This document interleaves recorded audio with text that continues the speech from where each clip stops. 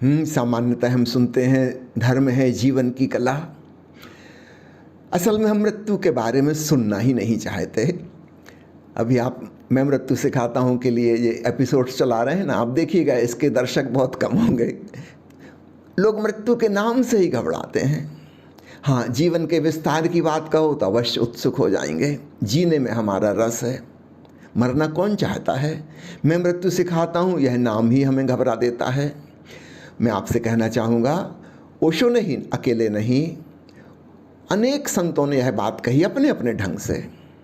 हसीद फ़कीर हुए हैं पश्चिम में, ओशो ने उनकी ऊपर प्रवचन माला दी है, उसका नाम उन्होंने रखा है the art of dying. Bharat के संतों ने कहा है जीवित मरिए भवजल तरिए। यदि हम जीते जी मर जाएं, अर्थात मृतवत हो जाएं, जिसको हम शवासन कहते हैं ना योग की भाषा में, कोई एक्टिविटी नहीं, कोई कंपन नहीं, पूरी तरह निष्क्रिय और चेतना को भीतर सिकोड़ लें, इसको कहते हैं जीवित मरिए। अभी मरे नहीं हैं, मरे जैसे होने की अनुभूति में अपनी स्वेच्छा से जा रहे हैं, तो भवजल पार हो जाएगा, मृत्यु सदा सदा के लिए विलीन हो जाएगी। तो परमात्मा को जानने का, अध्यात्म के अनुभव का यह प्रवेश मार्ग है। मरे जैसे हो जाना, जीवित मरिए भवजल तरिए। इसलिए बिल्कुल ठीक कहा है ओशो ने कि धर्म है मृत्यु की कला। और एक बार जो अपनी स्वेच्छा से मरने को राजी हो जाता है, मौत सदा सदा के लिए विलीन हो जाती है, ख़त्म हो जाती है, क्योंकि वह अपनी अमृत चेतना को जान लेता है। हमारा शरीर ऐसा है, एक उपमा से समझे जैसे बिजली का बल्ब। भीतर फिलामेंट है, लेकिन विद्युत ऊर्जा आती है, उससे यह फिलामेंट, यह बल्ब रोशन हो जाता है। हम बिजली के बल्ब के रोशन होने को ही समझ लेते हैं जीवन, विद्युत ये हमारी गलती है। विद्युत कोई अलग चीज़ है, वह बिना बल्ब के भी हो सकती है, बल्ब से उसका कुछ लेना देना नहीं है।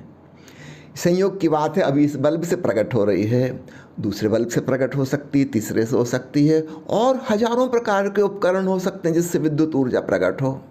ठीक ऐसे ही हमारी प्राण है, हमारी आत्मा है, कुंडलनी शक्ति कह लें, बायो एनर्जी कह लें, जो भी आप नाम देना चाहें, उसकी वजह से ये शरीर चल रहा है। उसकी अपनी इंडिपेंडेंट एग्जिस्टेंस, अपनी स्वतंत्र सत्ता है। और थोड़े ही अभ्यास से हम अपनी चेतना को सिकोड़कर पहले भीतर से हम जान सकते हैं कि मैं शरीर से पृथक हूँ, फिर बाहर से भी जान सकते हैं कि मैं शरीर से अलग हूँ। तो धर्म है जीवन की कला। ओशो का यह स्टेटमेंट बहुत बहुत महत्वपूर्ण है, और वे अकेले नहीं हैं यह कहने वाले। कठोपनिषद नामक उपनिषद में यमराज ने नचिकेता को यही मृत्यु का रहस्य बताया। वह अमृत चेतना कैसे जानी जाए, उसका राज उजागर किया। कोई भी व्यक्ति महीना 2 महीने के प्रयोग से, ध्यान के थोड़े गहरे प्रयोग से अपनी विदेही चेतना को पहचान सकता है।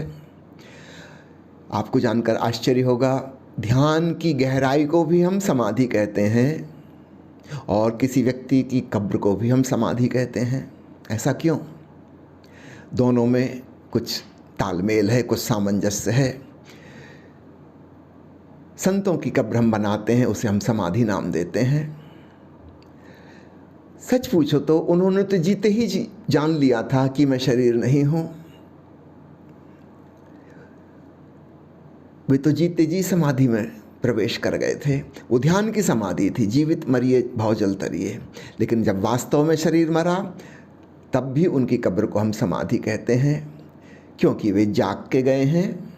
उन्होंने अपनी अमृत चेतना को जान लिया है। शरीर मरण धर्मा है, ये तो कब का जान चुके थे। अपने सनातन स्वरूप को जानकर विदा हुए हैं। इसलिए उनकी मृत्यु एक साधारण मृत्यु नहीं है, बल्कि ऐसा समझें कि एक लंबा धारावाहिक सीरियल है, उसमें कई एपिसोड्स हुए। ऐसे ही हमारी अनंत कहानी है, अनादि और अनंत कहानी आत्मा की। ये छोटे छोटे हम जिसको जीवन कहते हैं, जन्म और मृत्यु के बीच का 50, 60, 70, 80 साल का खेल, यह खेल हो जाता है, एक नॉन सीरियस प्ले, अगर हमें आगे पीछे का पता हो तो। यदि हम इसी को सब कुछ माने तो हम बड़ा गंभीर मामला हो जाता है। एक एक दिन ऐसा लगता है कि ज़िंदगी का खिसक रहा है, मौत और नज़दीक आती जा रही है, आती जा रही है। हम डरे हुए, भयभीत, कांपते हुए, मृत्यु से घबराए हुए जीते हैं। हमें आगे पीछे का पता लग जाए, आगे का तो नहीं लगा सकते, पीछे का तो पता लगा सकते हैं, जिसको पास्ट लाइफ रिग्रेशन कहते हैं।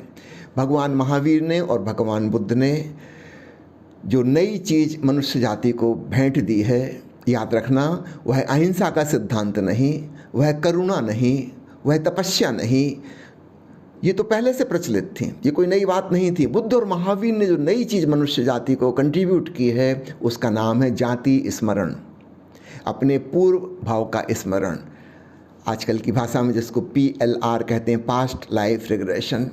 एक बार हमें अपने अतीत जन्मों का स्मरण आ जाए तब यह जीवन की सारी श्रृंखला, इसके सारे एपिसोड छोटे छोटे खेल जैसे हो जाते हैं। जीवन हमारा तथाकथित जीवन अगर श्रम है, दिन है, तो मृत्यु रात है, विश्राम है। इसमें कोई घबराने की बात नहीं। जैसे हम रात को चैन से सो जाते हैं, हमें पता है कल सुबह फिर उठाएंगे। हजारों बार सो चुके, हजारों बार जाग चुके। मृत्यु को ऐसा समझना एक बड़ी नींद, एक शरीर में सोते हैं और दूसरे शरीर में जागते हैं, बस इतना ही फर्क है और कुछ नहीं।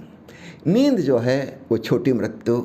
तो अगर कोई व्यक्ति मृत्यु से घबराता है और ओशो का यह वचन उसके प्राणों को कंपित कर देता है कि धर्म है मृत्यु की कला, तो चलो छोड़ो, मृत्यु शब्द को हटा के हम नींद कर लेते हैं। महर्षि पतंजलि ने अपने योग शास्त्र में कहा है कि सुषुप्ति और समाधि एक समान है। सुषुप्ति में जैसा डीप रिलैक्सेशन हो जाता है, सपने भी बंद हो जाते हैं, ड्रीम लेस स्लीप स्टेट, लगभग मृत्यु जैसी स्थिति हो गई। शरीर मरा नहीं है, मृतवत जैसा हो गया। तो सुषुप्ति में और समाधि में बस इतना ही अंतर है, स्थिति वही की वही है। सुषुप्ति में हम बेहोश हैं, समाधि में होशपूर्ण होते हैं, बस एक छोटा सा डिफरेंस है। तो सुषुप्ति में तो हम रोज जाते हैं, अगर हम 8 घंटे सोते हैं तो लगभग 2 घंटे सुषुप्ति की अवस्था होती है। इसलिए तो सुबह उठ कर हमको इतनी स्फूर्ति और ताजगी महसूस होती है जैसे छोटा बच्चा फिर जन्मा हो। प्राणों में ऊर्जा का संचार हो जाता है, ताजे ताजे फिर हम एक नए फूल की तरह खिल जाते हैं सुबह। वास्तव में हम एक छोटी मृत्यु से गुजरे। तो नींद को हम एक छोटी मृत्यु समझ सकते हैं और मृत्यु को एक बड़ी नींद समझ सकते हैं। तब ओशो के इस वचन से हमें घबराहट नहीं होगी कि धर्म है जी मृत्यु की कला। हम रिप्लेस कर लें उस वर्ड को, हम उसको कह लें योग निद्रा की कला, तब भी बात बन जाएगी। बस इतना याद रखें, ये गीत की 2 पंक्तियाँ, वह मरेगा जो पैदा हुआ है, खेल ऐसा ही हरि ने रचा है। वह मरेगा जो पैदा हुआ है, खेल ऐसा ही हरि ने रचा है। जो ही जन्मा कोई मौत होने लगी, अगले जीवन की तैयारी होने लगी। ऐसा समझो कि कोई मुकाम आ गया, जीवन का प्यारा विश्राम आ गया, राम आ गया, राम आ गया। एक बुद्ध पुरुष के लिए मृत्यु नहीं आती। कबीर साहब ने कहा है, यम से पलट भये हैं राम। यमराज लेने नहीं आते एक ध्यानी व्यक्ति को, स्वयं राम, स्वयं परमात्मा लेने आता है। सच पूछो, अगर हम जाने को तैयार हैं स्वेच्छा से, तो यम परमात्मा स्वरूप हो जाते हैं। और अगर हम जिद्द ठाने हैं कि नहीं जाएंगे, हम शरीर को पकड़ रहे हैं, घर गृहस्थी को पकड़ रहे हैं, जमीन जायदाद को पकड़ रहे हैं, तब यमदूतों को घसीट कर ले जाना पड़ता है। वो भी परमात्मा ही हैं, लेकिन चूंकि हम जाने को तैयार नहीं हैं, वो जो कहानियाँ सुनने में आती है ना कि यमदूत आते हैं भैंस पर सवार होकर, भैंसे पर सवार होकर घसीट कर ले जाते हैं, यह सामान्य व्यक्ति के लिए लागू होती है, कबीर जैसे व्यक्ति के लिए नहीं। कबीर तो इंतज़ार कर रहे हैं। कबीर का एक प्यारा वचन है, आपने सुना होगा, जिस मरनी से जग डरे मेरो मन आनंद, कब मरी हों कब भेंटी हों पूर्ण परमानंद। मैं तो इंतज़ार कर रहा हूँ, वह क्षण कब आएगा, उस पूर्ण परमानंद में, सच्चिदानंद में विलीन हो जाऊँगा।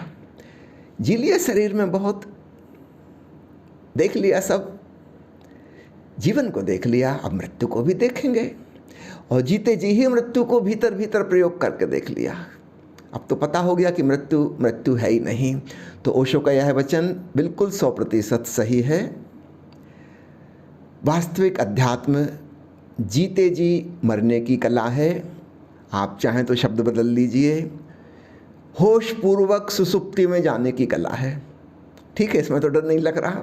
होश पूर्वक सोने का नाम समाधि है।